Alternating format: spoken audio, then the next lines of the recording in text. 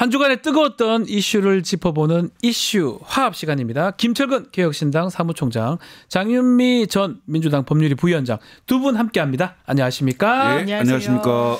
자, 내일입니다. 내일 수능 날이기도 하지만 내일 오후에 영장실질심사, 명태균 씨 구속 영장실질심사가 예정되어 있습니다.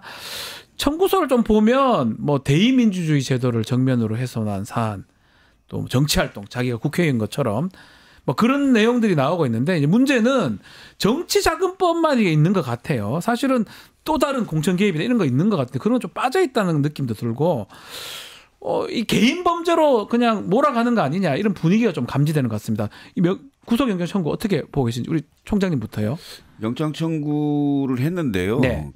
제가 보기에는 이제 의도는 그러겠죠. 예. 그러니까 누구의 의도냐. 예를 들면 대통령 부부의 입장에서 보면 네. 명태균 씨 개인 비리 또는 개인의 어떤 정치안보 위반, 네. 이런 정도로 정리되면 정권의 타격이 최소화되는 거 아니겠어요? 그렇죠. 뭐 그렇게 되기를 원하는 거겠죠.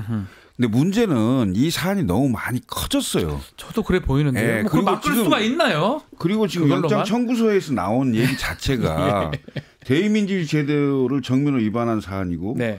스스로 국회의원과 같은 지위에서 정치활동을 했다는 거고, 네. 당대표 대통령 부부와 그 측근의 친분을 과시했다. 이렇게 해서 청구서에 이유가 이게 적혀 있잖아요. 네.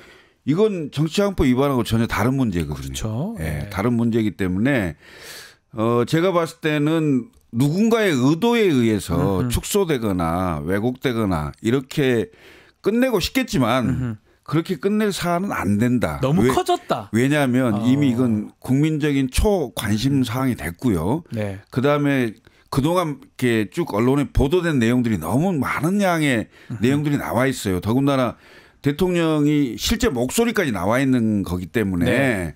이 부분이 그냥 덮여지기는 어려울 것이다라고 네. 생각됩니다.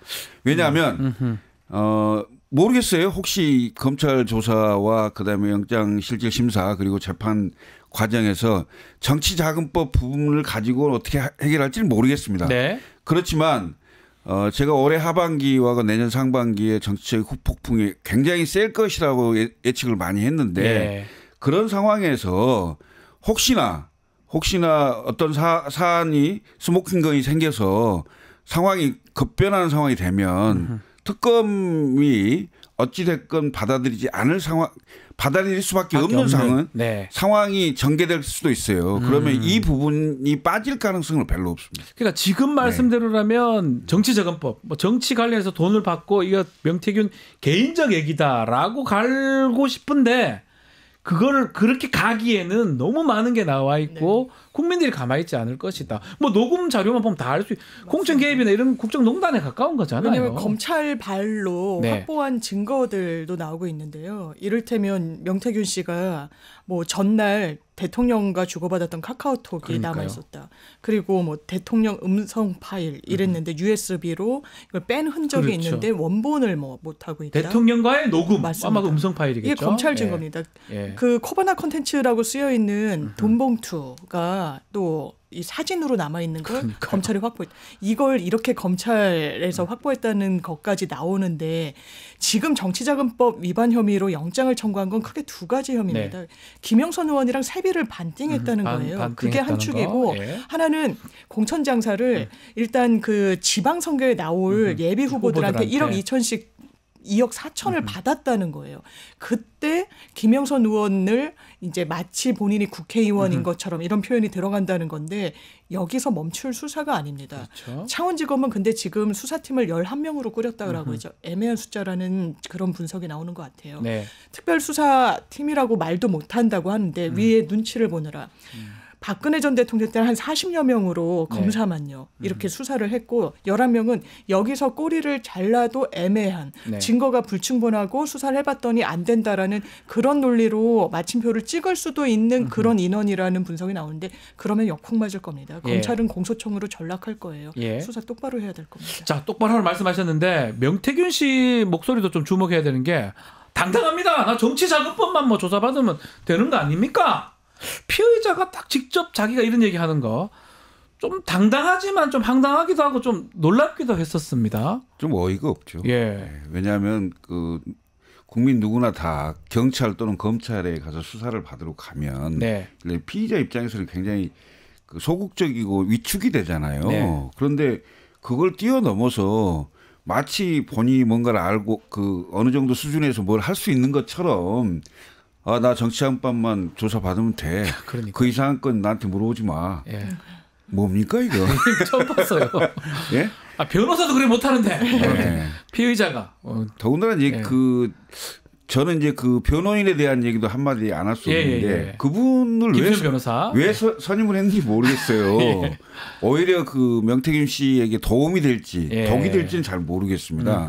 왜냐하면 국민들에게 그 정치색이 너무 많이 끼어 있는 그런 분이 나와서 변론을 한다 그러면 네. 객관적인 사실보다는 자신의 어떤 또는 그 변호인의 어떤 정치적 이해관계에 따라서 국민들의 판단이 오히려 달라질 가능성이 있는 건데 네. 왜 그랬을까 싶습니다. 자, SNS에는 또 명태균 씨가 영장 청구되니까 구구절절한 막 글들을 올렸습니다. 큰 소리 치다가 또 이러다가 왔다 갔다 하는 네. 게 명태균 씨는 어떤 생각을 지금 하고 있는 겁니까? 저는 이런 메시지 자체가 네. 대통령실을 향한 구명 메시지라는 생각이 살려달라. 들어요. 왜냐하면 본인이 먼저 적극적으로 언론 접촉하고 그랬는데 기자들이 본인 검찰 출두할 때 질문하면 네. 당신들이 가짜뉴스 유포한 사람들 아니냐라고 합니다. 맞습니다. 이용할 땐 언제고 지금 와서 가짜뉴스다. 아마 그런 이야기를 하고 싶었던 것 같아요.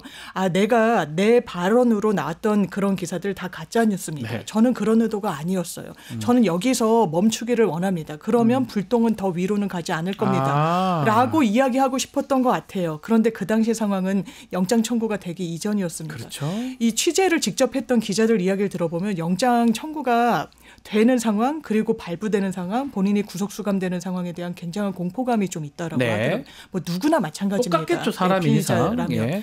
그러면 이 상황에서 지금 사진이 나오고 돈봉투 사진까지 있고 육성이 다 나오는데 예. 뭐 정말 아버지 산소에 가고 뭐 불을 태우고 이랬을까요? 쥐고 있는 카드가 유일한데 네. 그걸 어떻게 활용할지에 대한 이런 고민 국면으로 저는 명태균 씨가 넘어가지 않았을까 이제는 생각합니다. 그런 내용입니다. 녹취 내용들이 계속적으로 공개가 되고 있습니다. 시작은 저희 또 다시 말씀드리자면 뉴스토마토였지만 다른 언론들도 나오고 검찰발 뉴스도 있는 것 같고요. 뭐 알 수는 없지만 자 이번에 좀 공개된 것 중에 대통령 일정을 자신이 명태균 씨가 이틀 전에 알고 본인이 막 얘기를 합니다. 막 이거 알려지면 큰일 난다라고 입조심시키는 취지 발언했는데 오늘 내용을 잠깐 들어보고 이야기 계속 이어가겠습니다.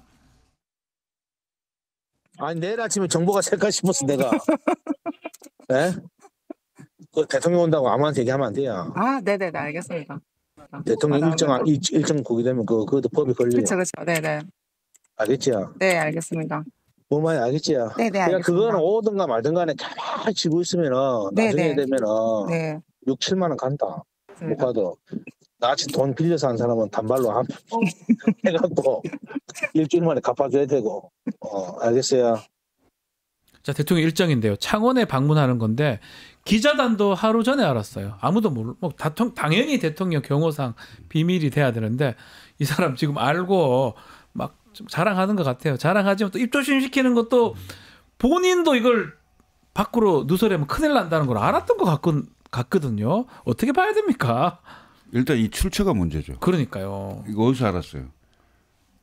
대통령실의 예를 들면 공식 라인을 네. 통해서 알게 됐는지 네. 아니면 대통령인지 대통령 부인 여사인지 그러니까요. 누구를 통해서 알게 됐냐 이거죠. 이 출처가 대단히 중요한 문제죠. 내가 보기에는 결국 대통령실 공식 라인으로 알 수 있는 건 별로 눈에 보이진 않아요. 공식 라인에서 이걸 알려주겠습니까? 네. 그럼 결국 대통령 사적 라인이겠죠. 대통령 부부에게 뭐, 예. 알 수밖에 없는 구조가 그러니까요. 아니에요. 그러니까 예. 이런 것이 밖으로 나온다는 것 자체도 웃기는 거고요. 네. 대통령 부부와의 관계에서 이걸 알게 됐다면 네. 이건 더 큰 문제죠. 큰 문제죠. 이건 국가의 공식적인 행사잖아요. 그다음에 이게 뒤에도 이어집니다만 사적인 이익과 관련이 돼요. 네. 뭐 주식 관련해서 그렇죠. 예를 들면 지금 나오죠. 대통령이 가기 전에 미리 알고 그 회사 주식을 사라고 하잖아요. 지금 사놨다가 단타로 예를 들어서 며칠 갖고 있다가 팔면 네, 돈 번다고 그러잖아요. 아니 이게 뭡니까 도대체? 아니 그러니까 지금 말한 거 이게 완전 기업이거든요. 대통령 방문하니까 주가 움직인다. 그리고 이거 돈 오르니까 단타로 사고 팔아라. 이게 꼬리에 꼬리 의혹이 끝도 없는 것 같습니다. 이게 다 뭐 그냥 추잡하기 이를 데가 없습니다. 그렇죠. 이 정부에 진짜 없는 게 공정과 상식이라는 생각이 다시 드는데 창원 산단에는 이 사람이 명함을 파고서는 공무원들이랑 같이 회의까지 했다라는 거 아닙니까? 그러니까요. 그러면서 이게 아무런 뭐 실체가 없다라고 이 정부 어떻게 이야기할 수 있습니까? 심지어는 대통령 일정을 그것도 이틀 전에 알아서 제가 기사를 찾아봤는데 문재인 정부 때 대통령 순방 일정이 한번 공개가 돼서 난리가 났더라고요. 기자들한테 알리지 않겠다는 서약서까지 받았는데 그게 문건 그대로 갔어요. 그때 한 보수 인터넷 언론이 너네가 자초한 거다. 이걸 뭐 이런 식으로 뭐 꾸짖듯이 기사를 썼던데요. 이거는 그럼 뭡니까? 지금 뭐라고 얘기할 수 있겠어요? 그때는 서약서 받았는데 그 기자가 임의로 유출을 했던 걸로 이제 보여지는데 이거는 말씀 주신 대로 어디가 발언처입니까? 이 일정을 누구로부터 들었는지 이거 정확하게 알아내야 됩니다. 수사해야 됩니다. 그래야 이 정부 실정이 정확하게 국민들께 알려질 수 있을 것 같아요. 자, 이게 명태균 씨 얘기를 하면 끝도 없는 것 같은데 검찰에 나와서도 뭐 이런 얘기합니다. 뭐 추천 좀 할 수 있는 거 아니냐 대통령한테 국민 누구나 할 수 있다. 근데 보면 일정도 맞추고 추천도 맞추고 정말 찐 참모 같아요. 제대로 된 참모. 또 대통령은 부적절한 일 없다고 뭐 얘기를 하고 있는데 뭔가 본인이 안 되면 내가 허세 부린 것이다 라고 얘기하는데 뭐가 다 맞아떨어지는 부분이 있거든요. 이게 어떻게 이해를 할 수 있고 넘어갈 수 있는 일입니까? 넘어가기 어렵다고 봐요.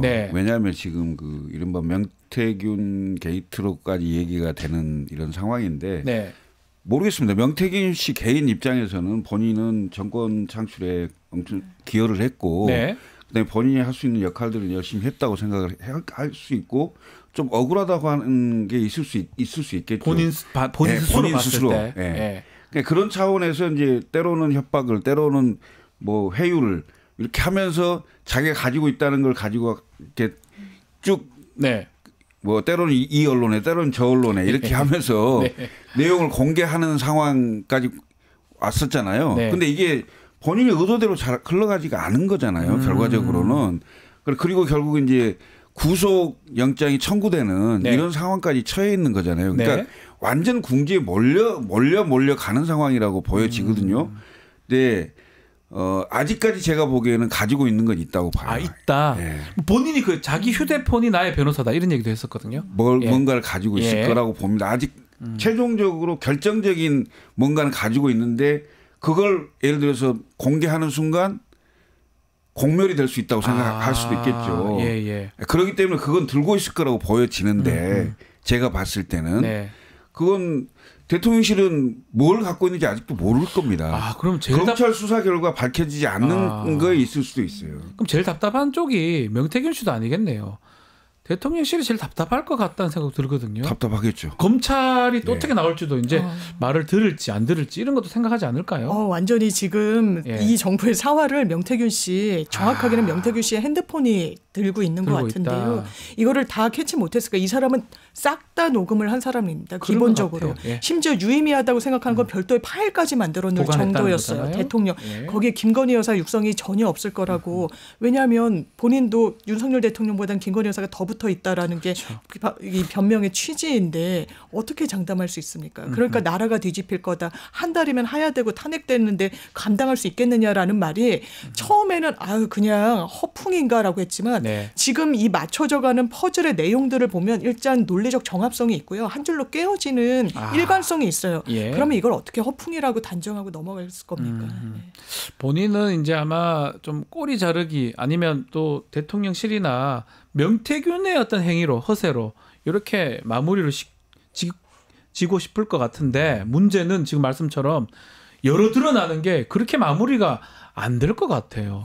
왜냐하면 세상의 모든 사람을 장기간 속일 수는 없거든요. 그리고 예. 지금 현대 사회 녹음 뭐 이런 게 너무 무서워요. 그리고 그게 예. 자동 녹음돼 있는 게 많고요. 맞습니다. 예. 이런 증거와 그다음에 이제 중요한 건 대통령의 그 임기가 이제 반환점을 돌았는데 네. 지지율이 10%대에 지금 나오고 있잖아요. 이런 상황이면 대통령이 국정 운영을 하는데 동력은 거의 사라져 있는 상태고 네. 그동안 2년 6개월 동안 그 통치, 이른바 대통령이 국정 운영을 하면서 이런저런 많은 그 비밀들을 알고 있는 사람들이 많을 거예요. 이분들의 입을 통해서 또 다른 스모킹건이 뭐가 나오게 된다면 대단히 어려운 상황이 되겠죠. 왜냐하면 중요한 건 뭐 어떤 일을 하더라도 우리 대통령 좀 믿어줄 만해. 대통령 믿고 가야지. 이런 국정 운영의 그 지지율이 네. 최소 뭐 35, 40 정도 된다면 이런 문제가 나오더라도 그건 얘기 안 돼. 이렇게 생각하는 국민들이 많을 텐데 네. 지금은 전 반대입니다. 10%대이기 때문에 이 비슷한 얘기 하나만 나와도 야 그럴 수 있겠네. 이거 왜 이러지? 별로 의문을 표시하지 않을 거예요. 네. 그게 핵심인 거죠. 제가 보기에는 올해가 얼마 안 남았습니다만 네. 올 하반기 내년 상반기 2024년도 예. 상반기까지 대단히 곤란한 공경에 빠져 있는 상황이 아닐까 이런 생각을 많이 하게 됩니다. 예. 여당이나 대통령실 입장에서 그렇습니다. 곤란할 예. 것이다. 그게 이제 명태균발 뉴스로 나올 것이다. 좀 더 지켜보기로 하고 뭐 영장이 저는 뭐 발부되든 안 발부되든 그 의미가 있을까 싶어요. 뭐 발부될 것 같습니까? 어떻게 보십니까? 저는 발부될 것 같은데 본인이 네. 자초한 부분이 있는 것 네. 같아요. 일단 김영선 의원이랑 빌린 돈 주고받은 거라고 이야기를 하는데 저희가 흔히 이런 사건에서 수상한 돈을 빌린 돈이라고 포장하는 경우를 너무 많이 보는데 그렇죠. 빌린 돈이라면 언제 갔는지 차용증은 있는지 이자는 지급했는지가 맞아 떨어져야 돼요. 맞습니다. 그런 게 없어 보이고요. 그렇다면 이거는 범죄를 부인하고 있고 부인한다라는 건 증거인멸과 도주 우려의 이 가능성이 매우 높다라고 법원으로서 볼 수밖에 없고 네. 심지어는 휴대전화를 갖고 수사기관 입장에서는 어쨌든 장난을 치는 그렇죠. 건데 뭐 버린다, 네. 태운다, 막 그런 얘기 그럼 하잖아요. 법원이 이거를 어떻게 볼 것인지 증거인멸. 예, 네. 저는 발부될 것 구속이 된다면 본인이 좀 심경의 변화도 일으켜질 것 같기도 하고요. 어떻게 되는 겁니까? 한번 보시죠. 보시죠. 아니, 이거 우리 예측할 필요도 없는 거예요. 제가 보기에는 뭔가 네. 가지고 있다고 저라면 왜냐하면 수도 없이 그 대통령 부부하고 네. 통화하고 문자 메시지, 텔레그램 뭐 했던 게 너무너무 많을 너무너무 많을 것 같아요. 네, 많을 거기 때문에 근데 이게 지금 상당히 오랜 시간 한 50일, 한 60일 예. 이렇게 오랜 시간 가져오는 상황에서 네. 검찰 수사 전에 이미 이 상황을 예측을 했을 거예요. 조치를 했을 것이다. 하고 예. 뭔가 그건 따로 네. 가지고 있을 것이다 이렇게 보여집니다. 근데 그것을 공개할지 여부는 모르겠습니다. 네. 예. 자, 내일 뭐 14일 내일 영장 실질 심사 있습니다. 명태균 씨. 또 14일 좀 많은 일이 있어요. 특검법 처리가 또 됩니다. 의총을 열어서 특감 국민의힘은 특별감찰관 이것도 논의한다고 하는데 자, 이 특검법 수정안 조금 바뀌었어요. 대상도 줄이고 그리고 제3자 특별검사 추천 내용으로 수정안을 발의학을 했는데 어떻습니까? 지금 국민의힘에서는 뭐 받기는 좀 어려워 보여요. 네. 아니라고 하는 것 같고요. 받지 못하는 가장 큰 이유로 이런 네. 이야기 하더라고요. 이제 명태균 씨 수사와 관련해서 이게 공천과 관련이 돼 있다 보니까 네. 이를테면 국민의힘 당사 압수수색이 단행될 수도 가능하다, 있고 이러면. 그러면 네. 이게 또 다른 증거물이 수사기관으로 흘러들어가서 별건 수사로까지 비화될 수 있어서 네. 이걸 용인할 수 있겠느냐라고 하는데 제가 저번 주에도 한겨레 만평 말씀드렸는데 오늘 한겨레 만평에서도요. 네. 한동훈 대표가 쪼그리고 유치원생이랑 앉아 있어요. 그러면서 이제 두꺼비 집을 만듭니다. 거기에 예. 이제 특감이라고 돼 있어요. 그러니까 특감. 유치원생이 물어요. 이게 특검이에요? 라고 물으니까 어쩔 TV 이렇게 이야기해요. 아이들 단어네요. 네, 왜냐하면 한동훈 대표는 뭐랄까요 정치적인 유화성에서 저는 벗어나지 못하는 것 같아요. 그 말의 향연이랄까요. 예. 국민 눈높이 이야기하고 동료 시민 이야기하는데 그 내용을 전혀 채워놓지 못합니다. 최상병 특검은 어땠습니까? 이 정도면 거짓말이죠. 네. 그리고 국민 눈높이 김건희 여사에 대해서 직격하고 본인의 정치적인 어떤 그런 새로 삼으려고 할 때는 말이 에스컬레이트 되지만 실제로 움직여야 될 때는 전혀 못하고 저 있잖아요. 내용이네요. 이 내용입니다. 네, 어쩔 TV 이러고 있어요. 국민 눈높이인데 아이 눈높이고요. 어쩔 TV 아이들 쓰는 용어고요. 뭐 특감이 말만 하면 되지. 뭐 이런 걸로 지금 보입니다. 이 논평 하나에 모든 게 저 그림 하나에 담겨 있는 것 같아서 씁쓸하기도 한데 한동훈 대표는 특별감찰관이 뭐라고? 그러니까요. 특별감찰관이 뭐라고? 이제는 식상해요. 그 헤드문은 뭔 의미가 있어요? 특별감찰관이 뭐라고 지금 특별감찰관 이걸 가지고 여당 내에서 한이 많이 마치 뭔가 있는 것처럼 얘기하는데 국민 여러분 속지 마세요. 특별감찰관은요 별거 아닙니다. 더군다나 특별감찰관을 임명한다 손치더라도 이 특별감찰관을 임명한 이후에 대통령실에 대한 감찰 를 할 수 있다는 취지인 거지. 이전에 2년 6개월 동안 지금 집권해오면서 했던 것은 특별감찰관의 임무하고 전혀 할 수가 없어요. 상관이 없습니다. 결국 특감 2개를 하든지 뭐 해야 되는 거 아닙니까? 아무 의미가 없어요. 그리고 이미 저희가 여러 번 얘기했지만 제2부속실 플러스 특별감찰관을 임명한다고 해서 지금 김건희 여사가 지금까지 대통령 취임 이후 2년 6개월 동안 해왔던 그 부분에 대해서 통제 가능하다고 생각하시면 큰 오산입니다. 불능 상태이고 국민은 뭘 원하냐면 윤석열 대통령 2년 6개월 동안 집권하는 동안 김건희 여사에 관련된 의혹들 수사해서 풀어달라는 겁니다. 그거 왜 안 받습니까? 자, 이게 뭐 하여튼 한동훈 대표는 그냥 뭐 단어만 하는 것 같아. 생중계, 독대, 뭐 특감 뭐 이런 얘기만 계속 반복하는 것 같은데 근데 실 내용은 못 채운다 이런 얘기를 하는 것 같은데 특별감찰관은 뭔데 당내 국민의힘 당내에서는 좀 의견이 도출이 된 겁니까? 이게 꼭 결론이 난 겁니까? 그렇진 않은 것 같아요. 언론 기사를 보고 원내대표가 그러면 별로 안 좋아하는 것 같은데요. 이걸 일단 친윤계가 지금 뭐 흘러나오는 얘기로는 뭐 방송도 나오고 있습니다만 친윤계에서는 안 된다라는 그런 뭐 하달 비슷하게 친윤계는 이것도 안 된다는 거예요. 특감도 안 된다. 그랬다는 거고 그런데 이제 대통령이 어쨌든 대국민 담화할 때는 어떤 조건과 어떤 전제와는 연계하지 않고 받겠다는 취지로 이야기를 했으니까 그걸 또 거부하기에는 참 어려운 국면이라서 이걸 뭐 예전에 나왔던 방식대로 표결 처리 이렇게는 하진 않겠지만 어쨌든 14일 날 과연 된다라고 100% 보장은 안 되는 그리고 야당이 또 있어야 되잖아요. 다수 야당이 지금 있는데 거기 특검을 뭐 해가지고 그렇게 그게 정치 아닌가요? 주고 받고도 해야 되는데 뭐 합니까 혼자서? 아니 제가 궁금해서 혼자서 뭐 하는 거예요? 저는 국민의힘에서 결정을 했어요. 특감을 하자고. 특감을 하자고. 근데 그게 국회에서 추천해야 되거든요. 그러니까요. 국회의 다수당은 민주당이거든요.